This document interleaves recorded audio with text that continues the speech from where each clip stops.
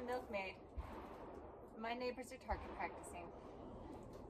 So if you hear boom booms in the back, that's why.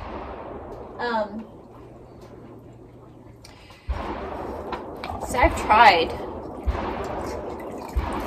umpteenth times to have this conversation, this video, and I'm not even sure if this time's gonna work, but we're gonna give it a try, yeah? So I'm gonna bring you along for milking and we're gonna talk. Actually, this is almost pertinent to the conversation, the boom booms.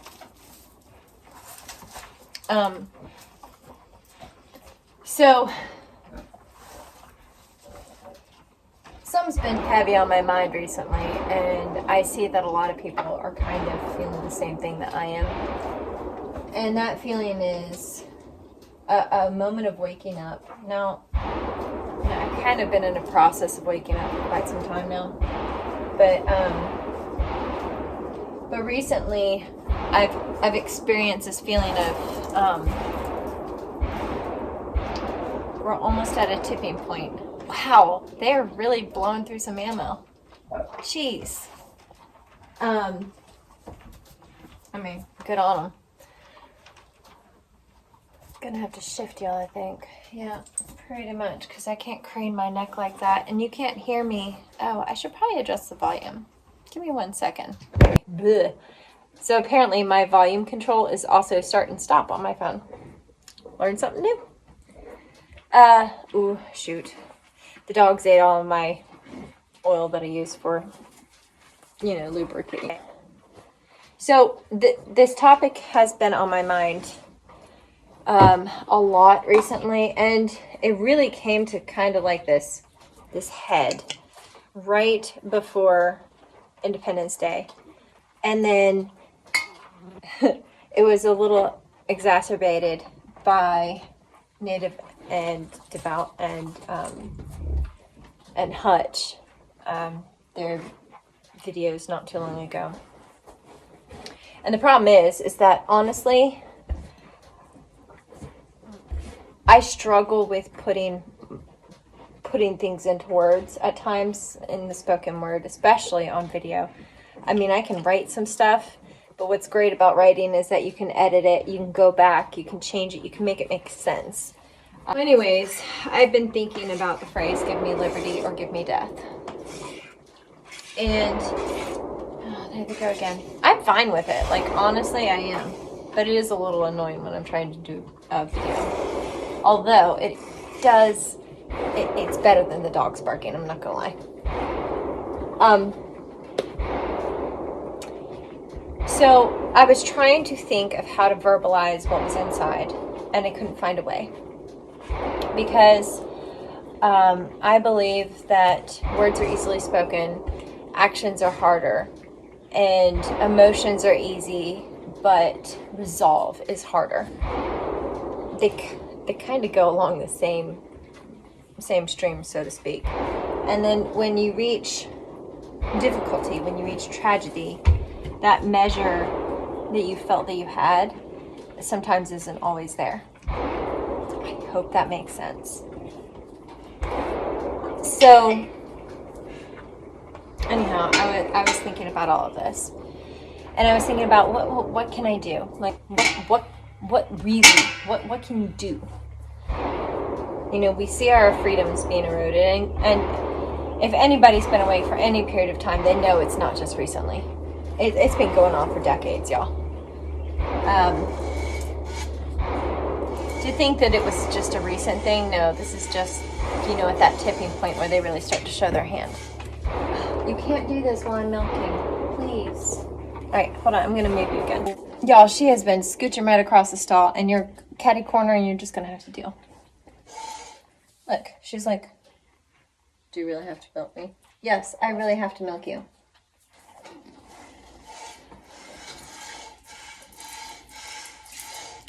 So I've had these conversations, and it's frustrating because there's a lot of things you can do, and sometimes, they'll make a difference, and sometimes it's like, a shot in the dark. You don't know if it's going to hit or not. I do believe in taking action. I worry about people popping off and causing things to escalate more quickly.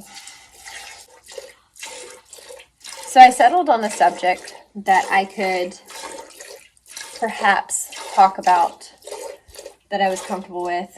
It's hot out. I had to take the long sleeve shirt off. The topic that I thought I would cover, that I feel like should be addressed, perhaps. See, so many people have good things, and I feel like I can't add much to them. But when I sit back and I think and I analyze things, I try to figure out what are the things that I could add to the conversation that maybe aren't as touched on. And so in this sense, mental preparedness, she just decided it was time to leave. I don't think so. I'm going to tie her up tighter. It is going to be a miracle if I can get this milking done without losing it all. Let me grab a bucket. Okay. This is not a clean milking, it is a pig milking. Maybe I should just leave this uncut so you guys actually see what all is involved here. Because sometimes I cut out all this stuff. You see the swishy tail? That means she is not terribly happy with me. Yes, there's flies in here. No, that's not why she is doing this. Here, eat some hay. I'm not going to tell you to stand there for a second while I milk you.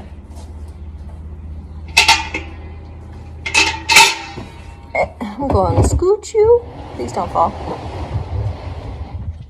Let's see if that works. I don't do emotions well. I grew up in a highly emotional family. I was taught that emotions were like almost supreme. Now the pigs are fighting in the background. Y'all are getting it all tonight. I was brought up in a very emotional household, and I had learned to treat emotions as the biggest thing ever. Then I entered adulthood, and I entered real life, where I wasn't sheltered, and where I ended up having to deal with like hardship after hardship after hardship. And I'm not knocking those hardships. That was fine. Like, we need to go through hardships. That's part of life. But some of those I found overwhelming, and it was difficult to get through. But I learned how to deal with them. It started off as, being away from family, and then raising my kids by myself while my husband was gone all the time. Or then deployments, moving constantly, just all these various things. And it kind of like crescendoed as I went along, challenges in marriage, all that stuff, things that people go through every day. And then learning how to cope with them in a way that was responsible and not just off the cuff emotional, which is of course how I dealt with things in the beginning. When I really started to have to learn how to deal with those emotions was something smaller. It was, deployments, okay? So that sucks. The person that you love, the person who's your provider, the person who's your best friend is gone. The person who's the other half of the, head of the family, or is the head of the family, but the other half of the parenting is gone, and you have to do it all by yourself. And then, deployment dates change, training comes up, all these things that most people take for granted, like that your husband will be there when you give birth, or that they'll be there for birthdays or holidays or anything like that. And it was this crescendo. And I've got a point to this, I promise. So I went through all those things. And then I went through a deployment, and then the deployment, return dates changing and everything else like that. And on top of that, you have your own, just relationship issues that you work through and other challenges in life. And so it was on his second combat tour, not second time of being far away, but second combat tour, that I, for the first time, got involved in the FRG, which is a family readiness group. It's basically while your husband is deployed, or even while they're home, You have like basically spouses, and then you have rear D, which is rear detachment. They're supposed to be like kind of support personnel for the deployed guys and also the families back home. And they have all kinds of events and things like that. But one of the things that I signed up for was the care team. And the care team is where it's casualty assistance response, something like that. But basically, the idea behind it is you are support personnel for like the families who have lost somebody downrange, like meals and just emotional support and all that stuff, because you can only imagine you're not the one who's giving notifications or anything like that, but you are the next people in line. You work with the chaplain, etc., etc. And the time that I was going through this, my husband was also deployed, so for somebody who was kind of getting off the emotion train, that was an emotional experience, having to sit there and play through, they explained all the different things that you can kind of expect from a grieving spouse or a grieving family. And at the same time, your spouse is downrange with those guys, and that could be you, but you have to train on how to help. Okay. And I had done this a little bit during the first deployment, but I had to kind of train myself to the reality, the possible reality of my husband getting killed. Okay. And that is not a fun scenario to go through, especially when you have small children and you're trying, and you really actually like the dude and you're in love with the dude, even though you've been married for years and years. Like, that just is not a fun prospect to go through. But I don't know why I did it, but I went through this whole process of internalizing how I would feel, how I would deal with it, how I might react, and then what would be the consequences of those reactions. Like losing it, and then my kids have nobody to support them while they're going through the same difficult circumstance. And again, I'm still going to get to a point here. So I go through that whole process of thinking that through. The first deployment. Second deployment, I'm on the care team. Luckily, we never got called out. There was not a single casualty in his unit. Thank goodness. That was quite the mental exercise. And so then fast forward a little bit more. We're finally done with deployment. Tail end of the contract. And we're going to be at the same place for like a year. Like, no schools, nothing. He's just going to do his job every day and he's going to come home. Things that most people kind of take for granted. And so we get to that point. We get a call.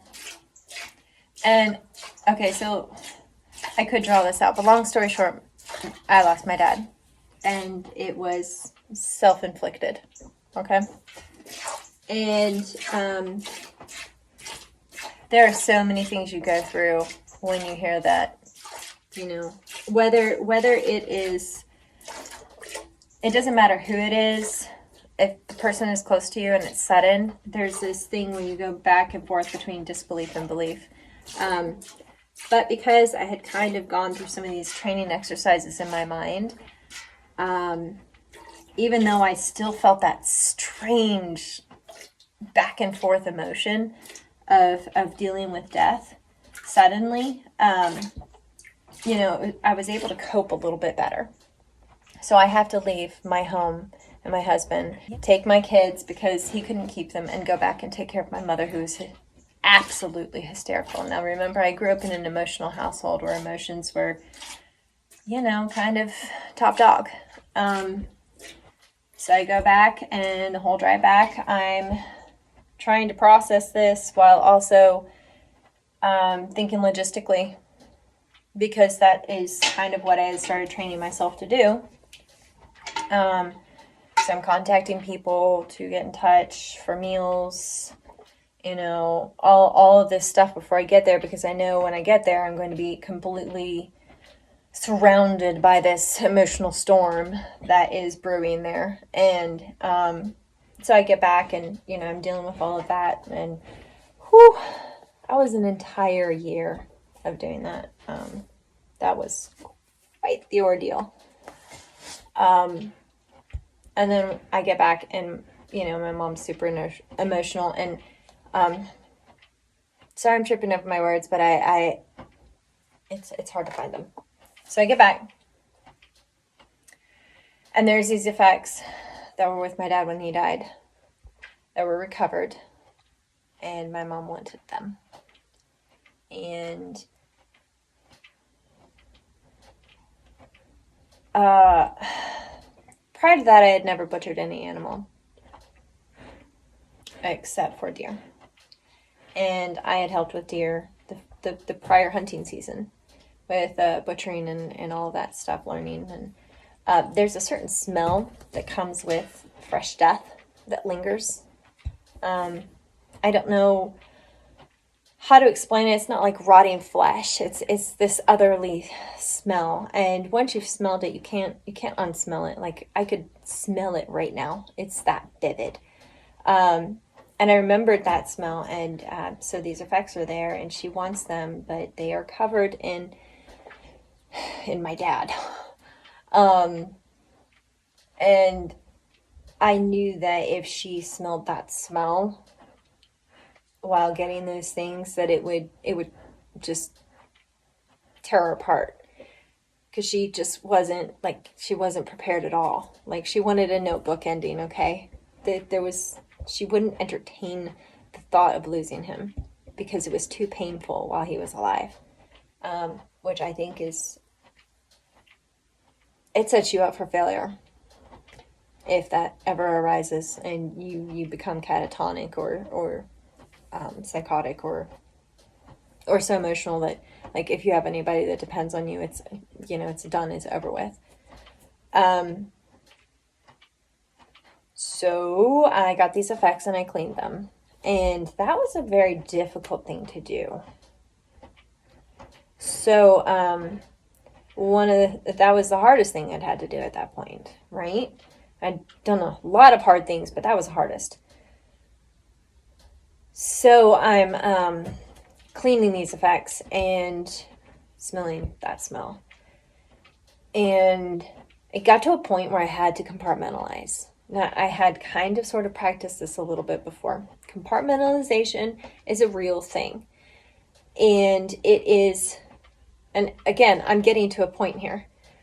It's a real thing, and it's not always the healthiest thing, but it is exceptionally helpful in very difficult times. Afterwards, you kind of have to deal with unboxing those compartments and dealing with them.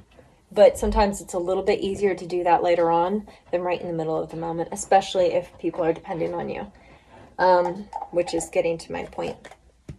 So I compartmentalized. I got them clean. I was able to give them to her. She was happy about that. Then I dealt with it later on. The reason that I bring up these circumstances that I've gone through is not to have some kind of pat on the back. Not at all. I wouldn't wish that on anybody. However, I feel like we're going into a time where people are fed up and they see what's coming, and they're starting to make a verbal stand, and they're starting to feel in their heart that they need to make a stand for liberty, for freedom. To stop any tyrannical actions of those who would be in power. And I'm not talking about one entity here. I'm talking about a variety of entities that are actively using circumstances to secure a fomented position of power. And people are just not even paying attention, and those who are getting this feeling inside. And so that feeling inside bubbles up in an emotional bubble, and in that emotional bubble there's this like impetus, right? But the problem is that impetus only goes so far until you hit a wall. And depending on how steady that impetus is, either you hit the wall and you break, or you keep chugging through that wall. And I fear that a lot of people will get that impetus from their, I hope I'm saying that word right, from that emotional charge, right? I know, saying words that are powerful and then starting actions. But eventually they're going to hit a wall where it's not just a brave charge, but there is a sacrifice point. And at that sacrifice point, you're going to have to make one of two choices. Either you're going to say, oh, wow, never mind. I want safety. I don't want to risk my family. I don't want to risk anything. I want them to be safe and secure. I want myself to be safe and secure. And that's not a sacrifice I'm willing to make, right? I don't want to be that person.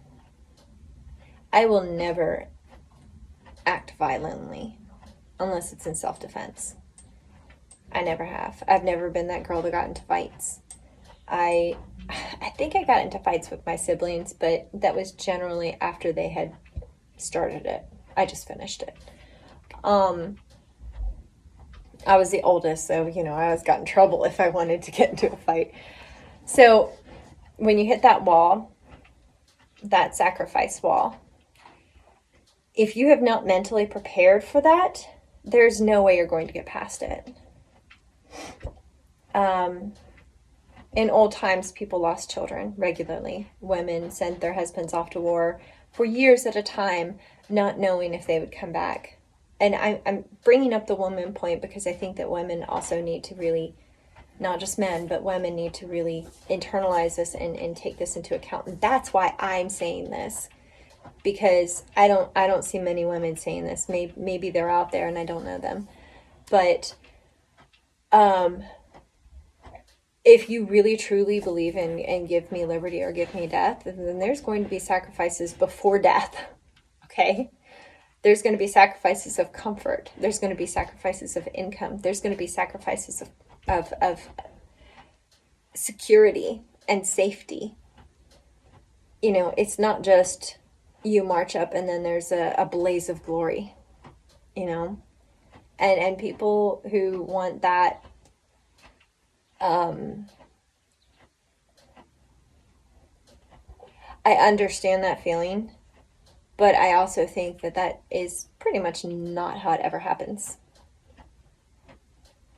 That blaze of glory is after sacrifice, after sacrifice, after sacrifice, after sacrifice. Our founding fathers, they were generally rich men, okay?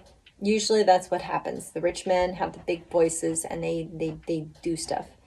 They, though, knew that they were sacrificing their life, their liberty, and their pursuit of happiness when they said that those were the things that were secured.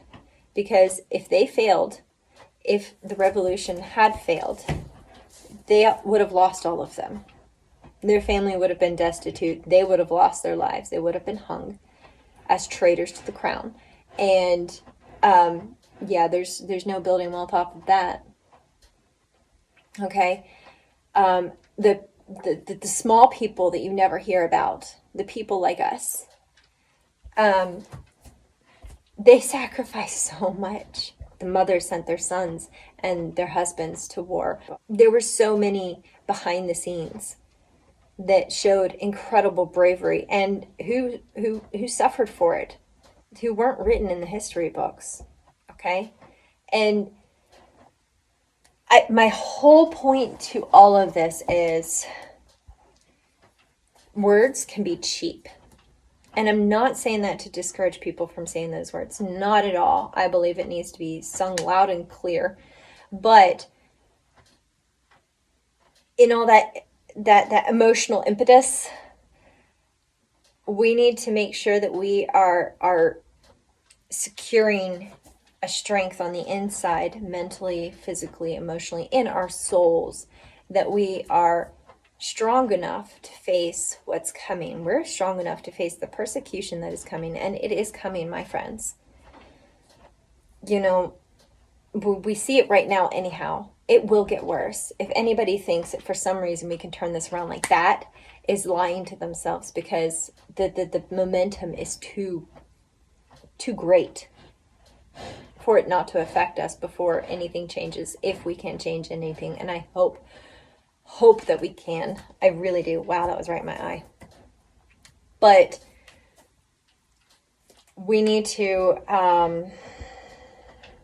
internally understand that with great freedom comes great responsibility. And I would say on top of responsibility comes great sacrifice. And if you're not willing to sacrifice everything for your family, for your children's future, if you're not willing to sacrifice going out and nobody ever knows your name, like, you won't be special. You'll never be in the history books.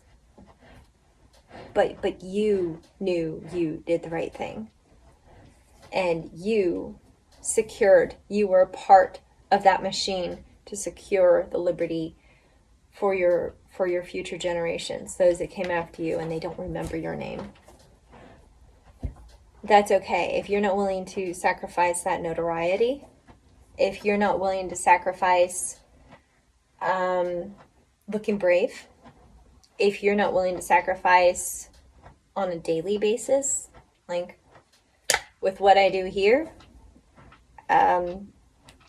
we worked hard here. Like, honestly, this barn makes me feel rich, because everywhere else it's not even a big barn and it's falling apart. This is like the nicest part of it, which is why I milk in here, because I like it.